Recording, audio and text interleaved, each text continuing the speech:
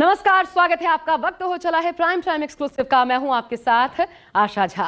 बिहार से आज एनडीए का सीट शेयरिंग फॉर्मूला सामने आ गया, जिसमें बड़े भाई के तौर पर बीजेपी 17, जेडीयू 16, चिराग पासवान की एलजेपी 5, जीतन राम मांझी की हम और उपेंद्र कुशवाहा की राष्ट्रीय लोक मोर्चा एक एक सीट पर चुनाव लड़ेगी। वहीं चिराग पासवान के चाचा पशुपति पारस की पार्टी अब अघोषित रूप से एनडीए से बाहर हो चुकी है। इधर सम्मान न मिलने पर चुनाव में खेल बिगाड़ने की बात करने वाले मुकेश सहनी भी एनडीए के साथ मिलकर चुनाव नहीं लड़ रहे, ये भी तय हो गया। तो ऐसे में क्या इन दोनों पार्टियों के साथ बिहार में इंडिया गठबंधन का कुनबा बढ़ेगा या फिर सीटों को लेकर अपनी ही जद्दोजहद में फंसे इस गठबंधन से यहां भी पशुपति पारस और साथ ही वीआईपी को निराशा हाथ लगेगी। देखिए, जब 40 बटा तो किसे मिला और किसे गिला।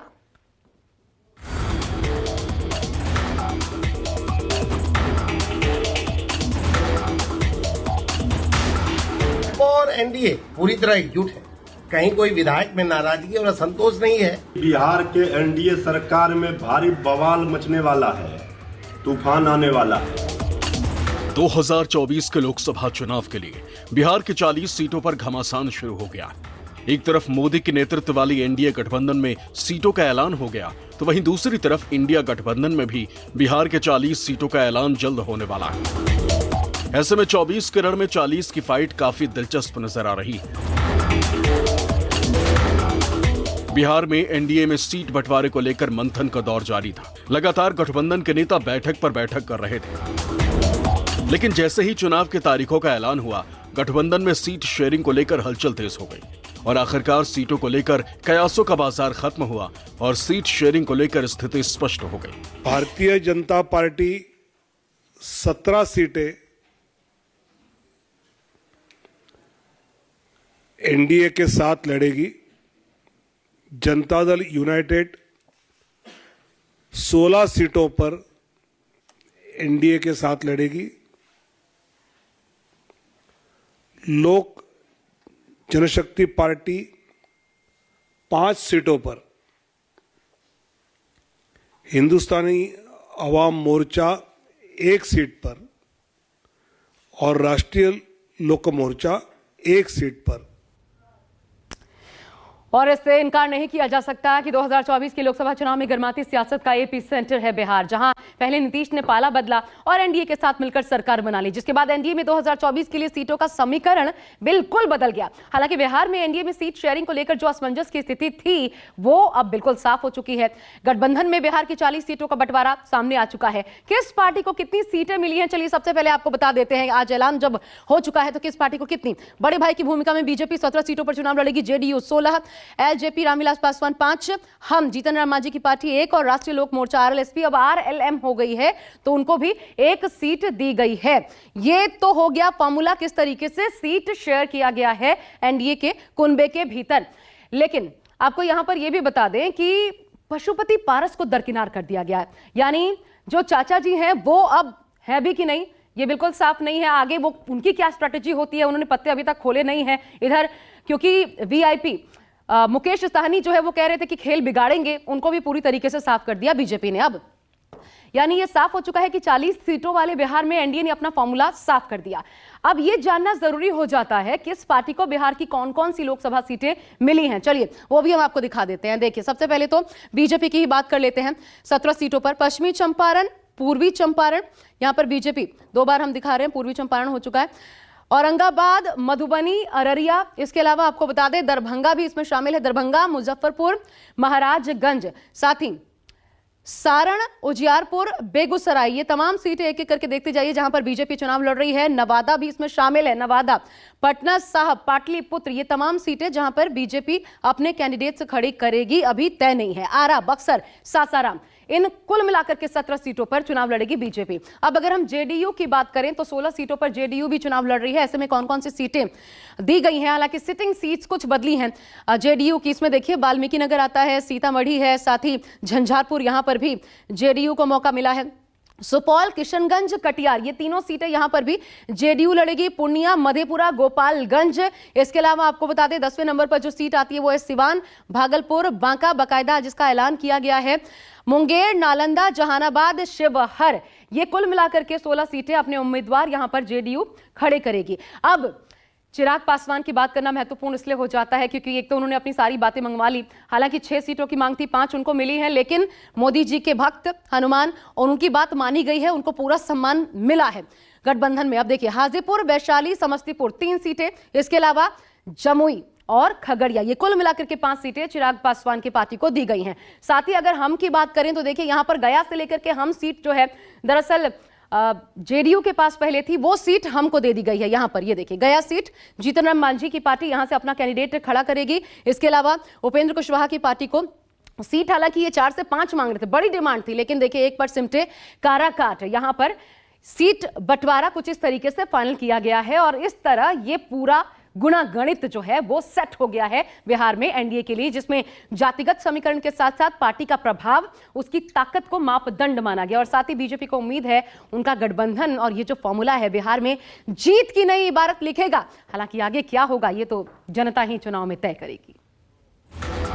एक तरफ सीट शेयरिंग पर सहमति बनी तो वहीं दूसरी तरफ बिहार की सियासत में घमासान जारी। नीतीश ने पाला बदलकर बीजेपी के साथ सरकार तो बना ली, लेकिन इस बीच जो खबर बिहार से निकलकर सामने आ रही है उसने देश का राजनीतिक पारा हाई कर दिया। माना जा रहा है कि बिहार कैबिनेट विस्तार से बीजेपी विधायकों में नाराजगी, पार्टी के कई विधायक 6 एमएलसी को मंत्री बनाए जाने से नाराज हैं। वहीं खबर यह भी निकलकर सामने आ रही है कि बीजेपी के 12 विधायकों ने राजू सिंह के आवास पर बैठक की। विधायकों का कहना है कि उन्हें उनके मुताबिक जगह नहीं दी गई। बिहार विधानमंडल का विस्तार 14 मार्च को हुआ, जिसमें 21 नए चेहरों के साथ कुल 30 मंत्री बनाए गए, लेकिन विधायकों को तरजीह देने के बजाय 6 एमएलसी को मंत्री पद की शपथ दिला दी गई, जिससे बीजेपी के 12 विधायक नाराज नजर आ रहे हैं। हालांकि बीजेपी का कहना है कि राजू सिंह के घर होली मिलन समारोह को लेकर डिनर पार्टी रखी गई थी। बीजेपी का कोई भी विधायक नाराज नहीं। वहीं आरजेडी का कहना है कि बिहार की एनडीए सरकार में खेला हो गया और इससे भी बड़ा खेला बिहार में होने वाला है। स्वाभाविक रूप से सभी विधायक विशेष अवसर पर एक दूसरे से मिलते हैं।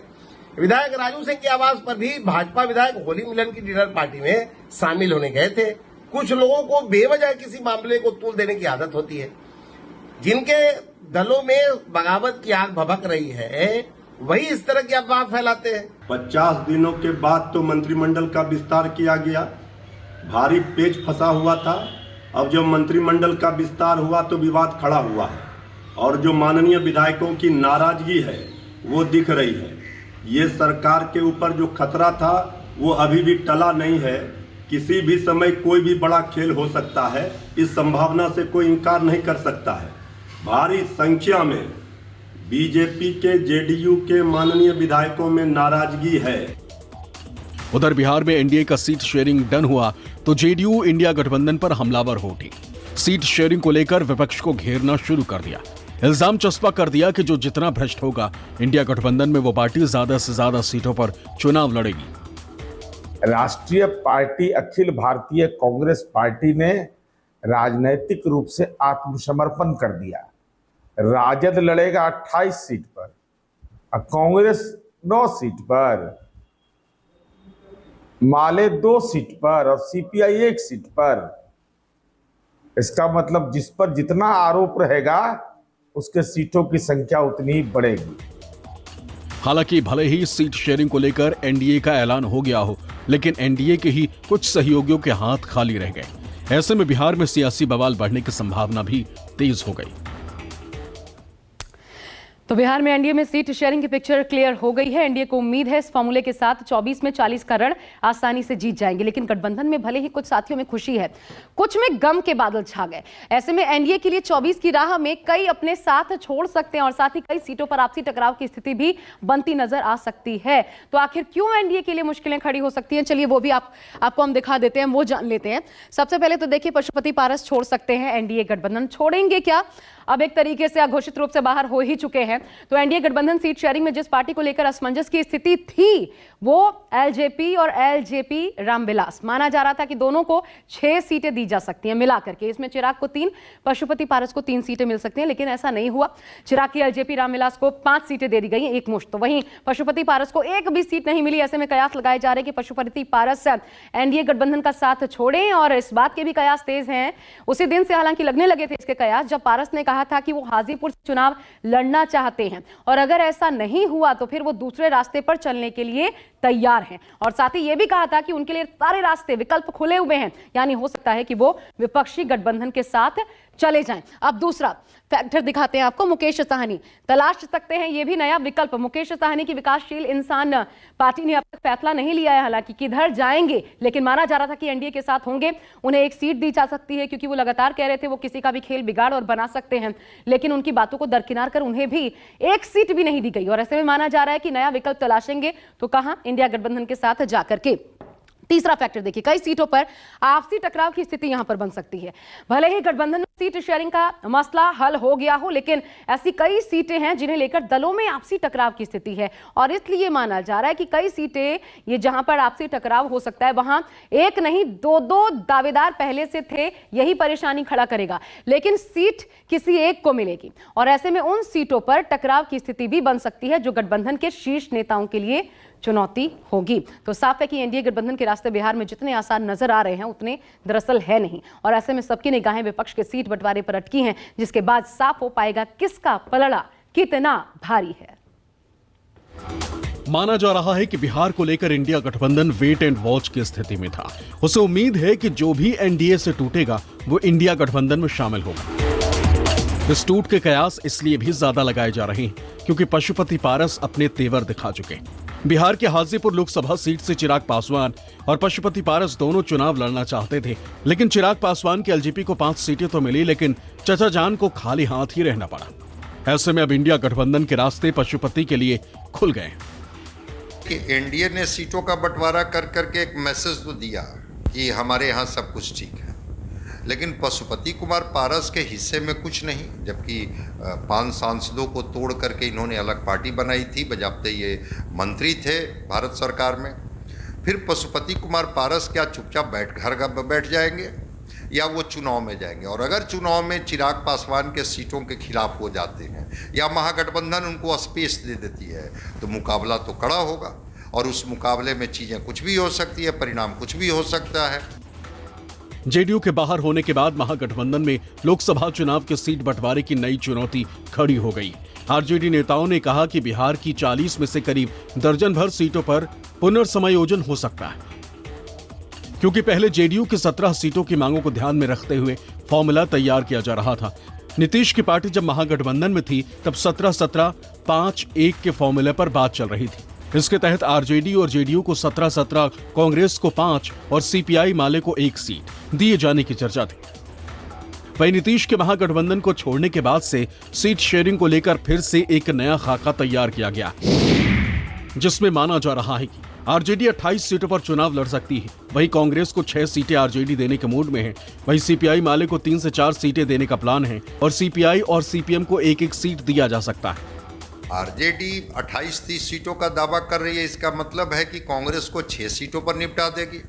क्या कांग्रेस 6 सीटों पर मान जाएगी? तो देखना होगा कि क्या आरजेडी किस तरह से सीटों का बंटवारा करती है। अगर पशुपति कुमार पारस उनके खेमे में जाते हैं तो जो पारस जी की सीटिंग सीटें हैं क्या उसको एकोमोडेट करेगी आरजेडी? या तो पारस जी को देगी पार्टी को सीट, और नहीं तो फिर आरजेडी से कहेगी कि चुनाव लड़िए। तो क्या पारस जी अपनी पार्टी का विलय कर देंगे? क्या मुकेश सहनी फिर लौट के अगर आएंगे, इनको किस तरह से एकोमोडेट करती है? तो सीटों का पेच तो यहाँ भी है। वहीं आरजेडी प्रमुख लालू यादव की बेटी रोहिणी आचार्य को बिहार की सारण लोकसभा सीट से चुनावी मैदान में उतारने की चर्चाएं चल रही। हालांकि आरजेडी ने अभी अपने किसी भी प्रत्याशियों के नाम का ऐलान नहीं किया है। ऐसे में रोहिणी आचार्य के नाम की भी सिर्फ चर्चा तेज है। दरअसल रोहिणी आचार्य को सारण से चुनावी मैदान में उतारने के बारे में खुद राबड़ी देवी के मुंह बोले भाई कहे जाने वाले आरजेडी एमएलसी सुनील कुमार सिंह ने बड़े संकेत दिए। उन्होंने कहा है कि कार्यकर्ता की मांग है कि सिंगापुर में रह रहे लालू यादव की बेटी रोहिणी आचार्य को लोकसभा चुनाव लड़ना चाहिए। उन्होंने इस संबंध में सोशल मीडिया पर एक पोस्ट भी लिखी है। कहते हैं जिसने बिहार को जीत लिया उसके लिए दिल्ली दरबार का रास्ता आसान हो जाता है और यही वजह है कि चाहे एनडीए हो या फिर इंडिया गठबंधन, दोनों बिहार में किसी भी सूरत पर जीत दर्ज करना चाहते हैं। एनडीए ने अपनी सीट शेयरिंग की घोषणा कर दी है, लेकिन अब बारी इंडिया गठबंधन की है। हालांकि 2024 के रण में किसकी जीत और किसकी हार होगी, ये तय जनता जनार्दन करेगी। पटना से सौरभ कुमार के साथ अमिताभ ओझा, न्यूज़ 24।